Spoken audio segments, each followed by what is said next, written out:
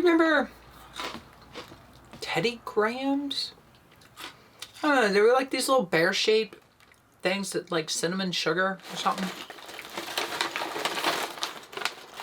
This is like the adult version. They listed as super healthy, not sponsored by the way. Simple Mills Sweet Thins Honey Cinnamon. Has like nothing in it apparently, but deliciousness.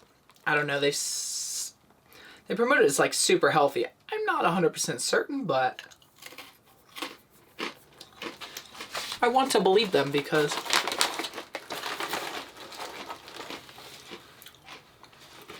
I loved Teddy Grahams as a kid.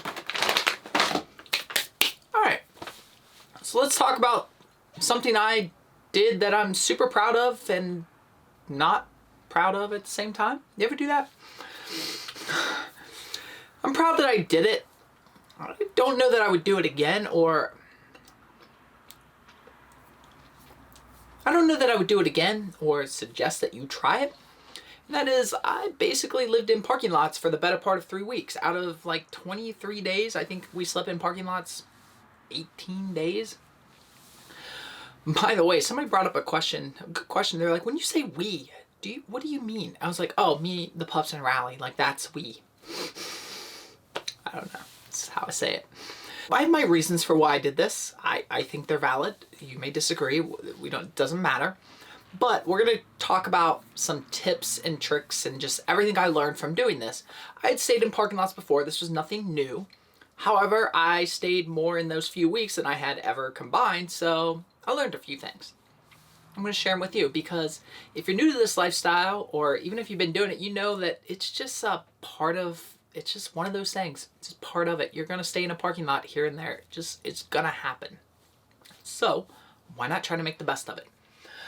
If you see me looking down, it's because I actually made some notes, not a script, but you know, some talking points so I don't forget like a main section and have to re-record it. Not that I'm doing that. We'll talk about some pros to this. We'll talk about some negatives. We'll talk about some of my tips specifically for getting the best out of this. And we'll talk about how I found them. So let's get into it. First and foremost, why would you want to do this? Well, it's convenient and it's free. Honestly, that's really what it comes down to. Think of this as like a rest stop when there isn't rest stops available, and also a much more convenient rest stop. When you travel with pups, especially, and I imagine it's similar if you travel with like a family or kids, every time you have to like pack up and leave and stop and stuff, like it's a production.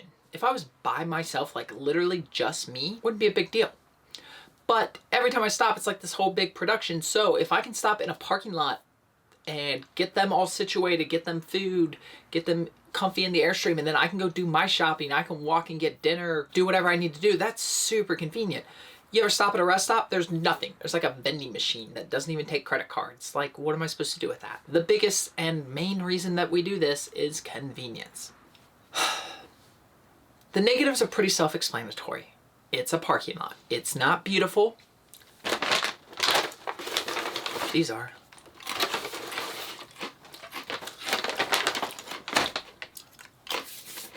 I've got some pretty breathtaking photos of places we've stayed.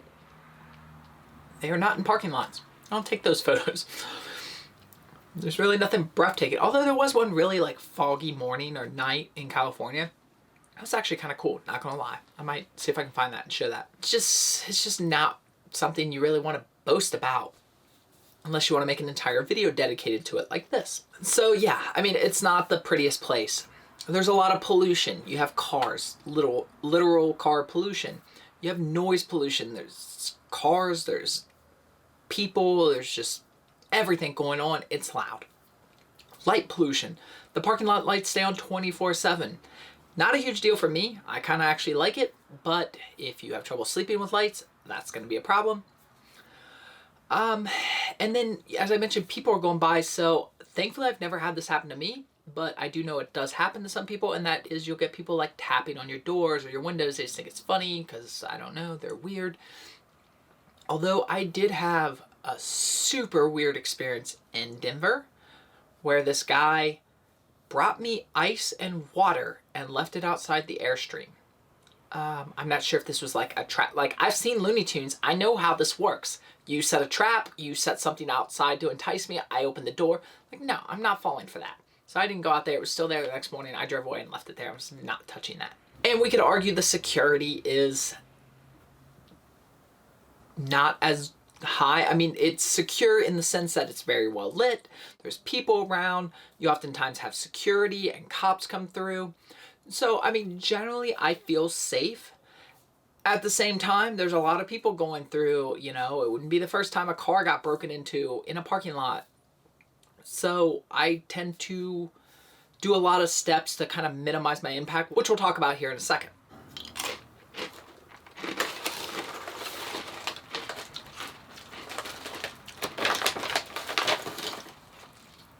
Corn-free, grain-free, gum-free, okay, paleo-friendly, there's no dairy,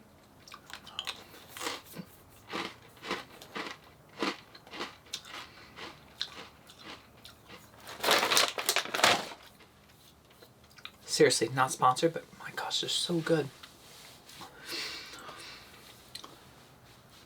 Let's talk about some etiquette. Like, for example, you shouldn't eat while you're doing a video. Anyways, there are some unwritten rules. So stores, they don't have to allow us to do this. So let's try not to, like, abuse it, if you will. Some of the stuff I do for security, some of the stuff I do just to kind of minimize my impact. For example, I keep all my windows closed. If I need to let airflow in, obviously I open when I need to, but I keep the blinds down and the curtains drawn as much as possible for my own security and to just minimize any resemblance that somebody might be staying in there. Obviously, I always lock the door, no matter what. Doesn't matter how far away I'm walking, I always lock the door, always lock the truck. I keep all my, like, extra lights off. So, like, I have LED lights that run around the inside. I turn those off. If I don't need a light on the inside, I don't use them. If I need lights, I use them, but I don't just leave them on for the fun of it. Noise, I don't do this anyways, but, like, if you have, like, a loud TV or stereo or a generator, that's the big one. I would really try not to use your generator. I get it, but I will say this. If you have one of those, like, big construction, open frame, super loud, vibrates and shakes and leaks oil, don't run that, no matter what. Just don't. If you need the generator to run your microwave and so forth, well, then just don't run your microwave. Go get some food. I don't know what to tell you. You're in a Walmart parking lot, go inside and get some food. It's such an awful look, and it's going to be the reason that they stop allowing people to do this. So please don't do that. Don't make it look like you live there with your awning out and your lawn furniture and your lawn ornaments. And I don't know where you people store all this stuff when you're traveling. When I show up at campsites and people have, like, I mean, it literally looks like they have their whole backyard set up. They got their grill and their carpets and their tent, their awnings and all the, I got like a kid's pool. I don't know what they're doing. I don't know where that stuff comes from. Don't set it up in a parking lot. And probably bigger than the generator thing is don't unhitch. You shouldn't leave your trailer, your RV, your Airstream, whatever. You shouldn't leave it there for any reason whatsoever. You know, if there is like an extreme circumstance where something's happened, let the store know.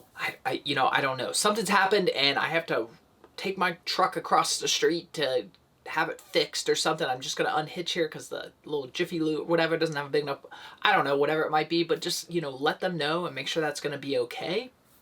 Because one, you don't want your whole house towed. And two, that is the worst. That's worse than the generator look, because it's like, why is there this random RV just sitting here that can't move? That's clearly not somebody shopping. And if you do go in and shop, you should buy some of these. I don't know if they sell these at Walmart. I have no idea where these came from.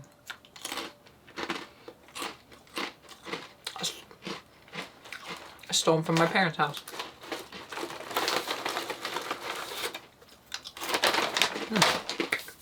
Have you guys seen the video where I announced that I'm going to Alaska next year? I'll link it up here. You should definitely check it out. But I bring that up because, as you know, I don't like to do a lot of planning. But I feel like I need to do some planning for Alaska. That said, I can't imagine me driving that far and not staying in a parking lot. It just, I don't know, it's like Christmas without eggnog or something. I don't know, it's just not right. So, I have a few websites and apps and just various tips that I use to find these places I'm going to share with you. First and foremost, Google Maps is obviously your friend.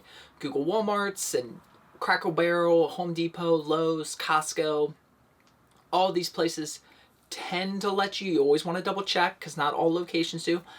Planet Fitness, 24-hour fitness, or Anytime Fitness, whatever they call it. They don't have official policies, but because they're 24-hour establishments and you can go and work in the gym, like I have a Planet Fitness membership, it's very plausible that that's just what you're doing. So you can kind of be discreet with that and get away with that. I think I would, you know, whether or not you want to ask them to check. I always say ask, but I'm going to be honest, I didn't, because I was exhausted and I didn't know where else to go. There was no other Walmarts nearby. There was literally, I was out of options. So if they said no, then I literally would have had nowhere to go. So I was kind of going for the ask for forgiveness approach, and thankfully it wasn't an issue. But not advocating for that, just is what it is. I have a website that I use for Walmarts. It's user-generated information. I find that it's mostly accurate, and I still like to confirm with the stores, assuming they're still open when I arrive, and just double check that. I did have one store in Reno. I got the dreaded in the morning. Now, because Lotus and Enzo started barking, and I think I just said like okay or whatever, and they left, I don't really know what they were asking me. They may have just been like saying like, hey, good morning or something. Like, I really don't know. That's not completely uncommon. I've heard where like stores will come out and bring like complimentary coffee or whatever. So I honestly don't know what that was for, but it could have been that dreaded knock. The website said it was fine, but by the time I got there, it was too late to find out. So I just kind of had to risk it. We were gone within a few minutes anyways. We were already loading up when that knock came. And another tip is pay attention to billboards, specifically Cracker Barrel. They'll have a little van in the corner, a little VW bus van. That's the indicator that you can stay there. You don't even have to ask them. It's just saying that you can do it. Be respectful. Leave before they open, unless maybe you're going to eat there. But yeah, you can do that. So I know we've kind of covered a lot here, and if you have any questions or anything, or if you have any tips, definitely leave them below. What I will say is this, that, you know, it's just one of those things in this lifestyle that's a necessary evil sometimes, but it can really be beneficial. When I was in California doing this, I remember one particular Walmart where we actually had to stay for 2 nights because the pups had a vet appointment and they got split up and we had to stay a second night.